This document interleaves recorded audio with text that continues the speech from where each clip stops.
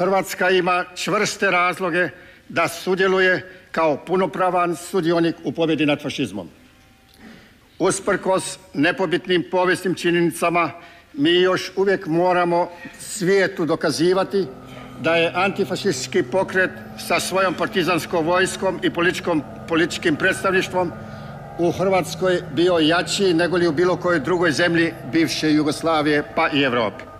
Hrvatskom antifašističkom pokretu pripadaju zasluge da je u sastav Hrvatske uključena Istra i vraćena domovini Rijeka, Zadar, otoci i od Italije okupirani dijelovi Dalmacije. Tito je bez dvojbe bio jedan od najvećih državnika Europe razdoblja drugog svjetskog rata.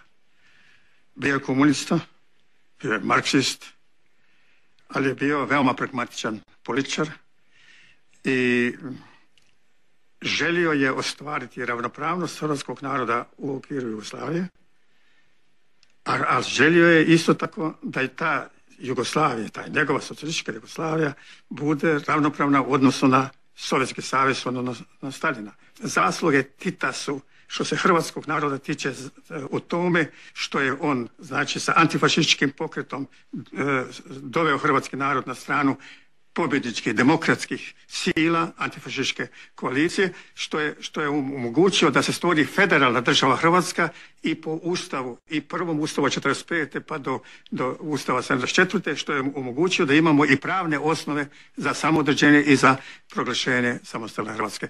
Da je on bio čovjek koji je i kao komunista uvijek ostao Hrvat. Dokaz je da se družio u Zagrebu sa hrvatskim književnikom Miroslavom Krležem, koji je prijateljevao, ne samo družio, s kojim sam i ja bio prijatelj. Vas, zašto zanemaruje gospodin Tuđman borce HOS-a, njihov doprinos u ovom ratu? Samo toliko, hvala. Hvala vama. Da li zanemarujete, to je prvo pitanje. Ne zanemarujem, ja znam da je među tim mladićima bilo i hrvatskih fanatika, hrvatskih ljudi koji su imali hrvatske ideale, ali je začuđujuće da nasjedaju onima koji im oblače crne košulje i fašističke oznake iz izgubljenog Drugog svjetskog rata. To je nešto što svijet ne može prihvatiti, jer današnji svijet se gradi na načelima one antifašističke koalicije, demokratske, traži se demokratski poredak iz mnogih razloga o čemu nemamo sada vremena da raspravljamo.